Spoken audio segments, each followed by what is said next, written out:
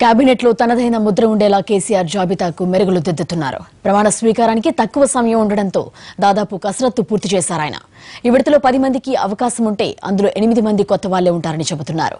Bumper మెజార్టీతో ప్రభుత్వం ఏర్పాటు చేసిన కేసీఆర్ కేబినెట్ లోనూ కొత్త రక్తం ఎక్కించబోతున్నట్లు తెలుస్తోంది. ఆశావాహులు ఎదురు చూసిన క్షణాలు రానే వచ్చేశాయి. కేసీఆర్ వ్యూహాలతో ఎవరికి వస్తుంది, ఎవరు ఎగిరిపోతారన్న టెన్షన్ మాత్రం తగ్గలేదు. తెలంగాణ కేబినెట్ లో సీఎంతో పాటు మొత్తం 18 మందికి అవకాశం దక్కింది. ఇప్పుడు ఇంకా 16 మందిని తీసుకోవాల్సి ఉంది. పార్లమెంటు ఎన్నికలు ఉండడంతో పూర్తి స్థాయి కేబినెట్ విస్తరణ చేసే ఆలోచనలో లేరు సీఎం. 10 మందికి మాత్రమే ఈ నెల 19న ప్రమాణ స్వీకారం చేసే అవకాశం ఉంది. 2014లో ఒంటరిగా పోటీ చేసి ఎవరు ఊహించని రీతిలో అతిపెద్ద పార్టీగా టీఆర్ఎస్ అధికారంలోకి వచ్చింది. వీలైనంత త్వరగా కేబినెట్ ఏర్పాటు చేయాలన్న తొందరలో అప్పట్లో ఎలాంటి కసరత్తు చేయలేదు సీఎం. 2 రాష్ట్రాల మధ్య ఉన్న అపోహలు, అనుమానాలతో ఏమీ చేయలేని పరిస్థితి. ముందస్తు ఎన్నికలకు వెళ్లి భారీ విజయం సాధించిన ఇప్పటి పరిస్థితులు వేరు.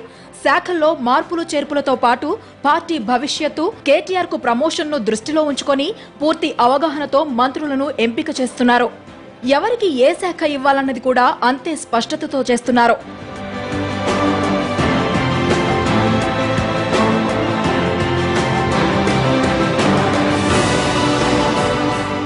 ఈ ఎన్నికల్లో టీఆర్ఎస్ మెజార్టీ స్థానాలు గెలుచుకున్నా 4 మంత్రులు ఓడిపోయారు. తుమ్మల నాగేశ్వరరావు, జూపల్లి కృష్ణారావు, చందూలాల్, మహేందర్ రెడ్డి ఓడిన వారిలో ఉన్నారు. ఈ 4కి మంత్రులుగా అవకాశం లేదని తేల్చేశారు సీఎం కేసీఆర్. మంత్రిగా ఉన్న పోచారం శ్రీనివాస్ రెడ్డి ఈసారి స్పీకర్ అయ్యారు. గత కేబినెట్ లో మంత్రులుగా ఉన్న చాలా మందికి కూడా ఈసారి బెర్త్ లేనట్టే. గత కేబినెట్ లో నాయిని నరసింహారెడ్డి హోంమంత్రిగా చేశారు. ఎమ్మెల్సీగా ఉండి మంత్రి అయ్యారు. కడియం శ్రీహరి డిప్యూటీ సీఎంగా చేశారు. ఎమ్మెల్సీగా గెలిచి ఉప ముఖ్యమంత్రి అయ్యారు. లక్ష్మారెడ్డి వైద్య ఆరోగ్య శాఖ మంత్రిగా చేశారు. దేవాదాయ న్యాయశాఖ మంత్రిగా ఇంద్రకరణ్ రెడ్డి చేశారు. వీళ్లందరికీ ఈసారి దాదాపుగా అవకాశాలు లేవని సమాచారం. జోగు రామన్న భవిష్యత్తుపై ఇంకా స్పష్టత రాలేదు.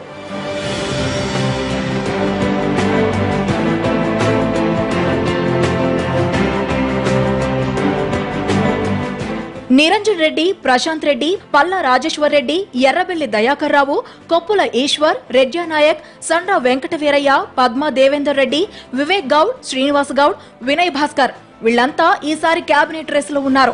ఇందులో మెజారిటీ ఎమ్మెల్యేలు మంత్రులు కాబోతున్నారు.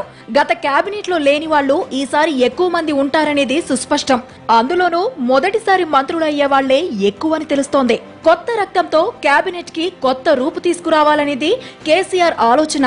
కేటీఆర్ అనుభవం, వయసుకు తగ్గవాళ్లు, విధేయులే ఈసారి కేబినెట్ లో ఎక్కువ మంది ఉండబోతున్నారని సమాచారం.